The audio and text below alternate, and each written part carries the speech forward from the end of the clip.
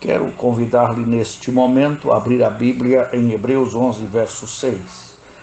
Ora, sem fé é impossível agradar a Deus, porque é necessário que aquele que se aproxima de Deus creia que Ele existe, que Ele é galardoador dos que o buscam. Amigo ouvinte, o melhor modo de nós compreendermos a realidade do nosso Deus é conhecê-lo pela sua natureza. Quando se discute não o que Deus pode ser, mas sim o que de fato Ele é. A mente humana entende e define o que pode ser avaliado pelas limitações do pensamento humano. Então é claro que a mente humana é finita e nunca poderá conceber a forma adequada a Deus e a natureza de sua existência ou de sua ação providencial no universo. No Novo Testamento declara-se e fala-se de Deus como aquele que tem, Ele só, a imortalidade e habita na luz inacessível, a quem nenhum dos homens viu nem pôde ver, ao qual seja honra e poder sempre eterno. 1 Timóteo 6,16. Deus é um Espírito infinito, eternal, imutável, mas real, em seu ser, poder, santidade, justiça, bondade, benignidade e verdade. A natureza de Deus tem sido revelada de maneira progressiva. E um dos modos dessa revelação é através de títulos e nomes divinos.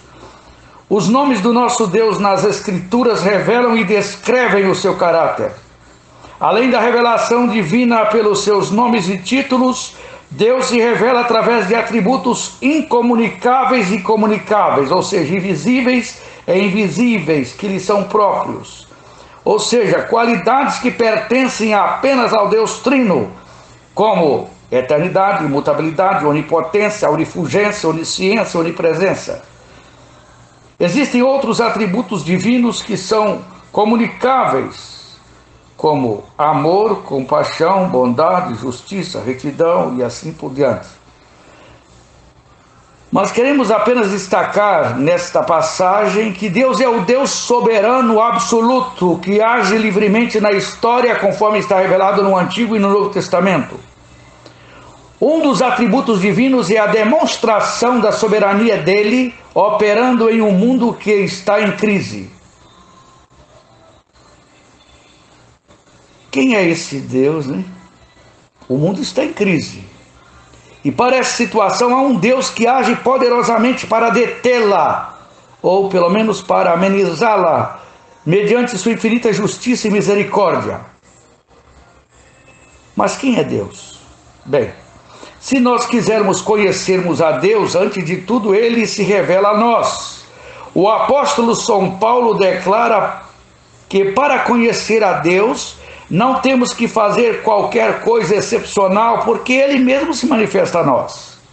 O texto de Romanos 1,19 diz: porquanto o que de Deus se pode conhecer, nele se manifesta, porque Deus o manifestou. Então subentende-se que Deus se faz conhecer pela demonstração dos seus atributos na natureza humana, mediante a capacidade racional e pela lei moral que rege a vida do homem. Portanto, Deus se torna conhecido pela qualidade própria, a qual poderíamos denominá-la de cognoscibilidade. Ou seja, Deus é um ser cognoscível. Quer dizer, Deus se revela independentemente da necessidade de precisar se revelar. Ele se revela para cumprir o desígnio da criação do homem, numa relação pessoal com o homem. Ele é um ser imanente, ou seja, ele se relaciona e ele deseja relacionar-se com a sua criatura. Deus é o ser a partir do qual nenhum outro maior do que ele pode ser imaginado. Ele não é servido por mãos de homens, como que necessitando de alguma coisa, pois ele é quem dá toda a vida, a respiração e todas as coisas. Atos 17, 25. Ele existe por si mesmo e não depende de fonte alguma para existir. Essa palavra que eu usei aqui, que eu não deveria ter usado, porque é mais para pessoas que estão cursando teologia, a palavra cognoscível quer dizer aquele que pode ser conhecido. Quer dizer, Deus pode ser conhecido. Podemos conhecê-lo como aquele que é espírito e pessoa e nos trata como pessoas. No livro dos Atos dos Apóstolos, Lucas registra as palavras da mensagem de Paulo em Atenas, no Areópago, perante os sábios e filósofos do Areópago, quando disse: nem tampouco é servido por mãos de homens, como que necessitando de alguma coisa, pois ele mesmo é quem dá a todos a vida, a respiração e todas as coisas, e de um só fez toda a geração dos homens para habitar sobre a face de toda a terra, determinando os tempos já dantes ordenados e os limites de sua habitação, para que buscassem o Senhor, se porventura tateando pudesse achar, ainda que não está longe de cada um de nós. Quer dizer, quando ele se revela aos homens, ele faz mediante a identificação de nomes e títulos que demonstram ser ele pessoal. Tem que abaixar um pouquinho o som aqui para evitar de alguém reclamar oportunamente. Só se sabe que Deus pode ser conhecido. O que é que Deus oculta de nós? Sabemos que Deus é um ser misterioso.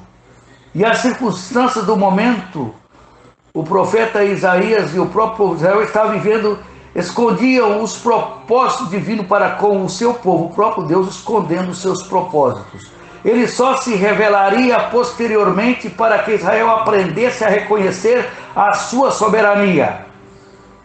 Ele é também o Deus que se revela e se torna conhecido quando ele quer. Agar, a serva de Sara, quando despedida da casa de sua senhora, tomou o caminho do deserto de Berseba, e nesse deserto, em sua necessidade de água, Deus lhe abriu uma fonte para saciar sua sede e a do seu filho Ismael. Mediante o milagre, Agar declarou: tu és o Deus que vê. Gênesis 16, 13, versão revista e atualizada. Quer dizer, ele quer que o conheçamos, não meramente por uma aparição materializada, mas como Deus que é, de fato, Espírito e verdade. Deus não mudou seus propósitos para conosco. Ele manifesta a nós de modo maravilhoso. Nas várias experiências de homens e mulheres mencionadas na palavra dele, o testemunho acerca das manifestações de Deus é incontestável. Como ele se identifica em sua relação? O que as Escrituras declaram acerca de nosso Deus? O primeiro elemento que identifica Deus é o fato de que ele é um Deus vivo e não um Deus morto. Vários textos bíblicos demonstram essa verdade bendita.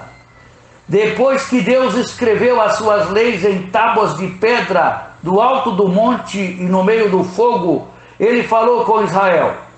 Moisés falou ao povo de Israel que o Deus vivente falou no meio do fogo. Deuteronômio 5, 22 a 27.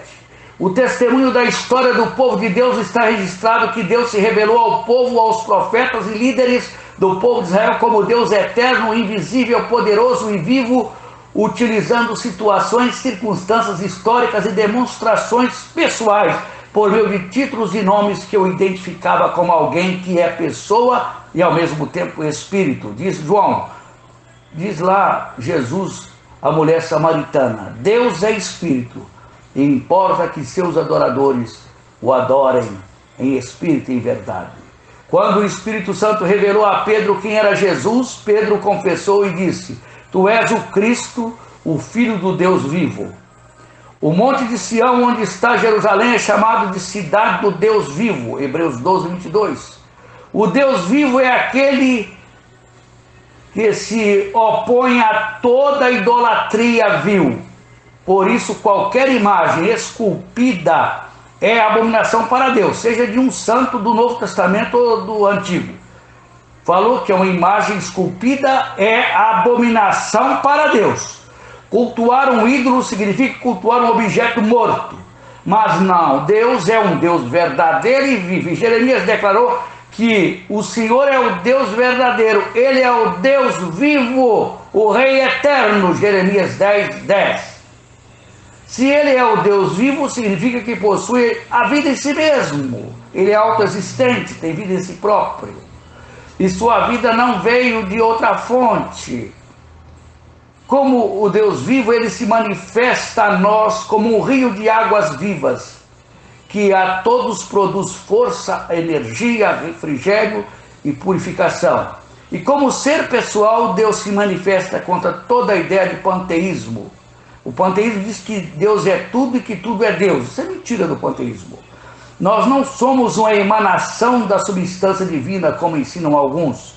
Somos apenas feitos do pó da terra, criado à imagem e semelhança de Deus, mas isso não justifica a imbecil ideia de que nós somos uma partícula da substância divina. Porque Deus é um ser triuno, Deus Pai, Deus Filho e Deus Espírito Santo. E os três formam uma só divindade. Que Deus nos ajude a entender essas verdades benditas e que possamos aprender mais e mais do Senhor, estudando a Rainha das Ciências, que é aquela que versa sobre este ser maravilhoso, que é o Deus dos céus, Criador do céu e da terra e o mantenedor desse intrincado universo. Amém.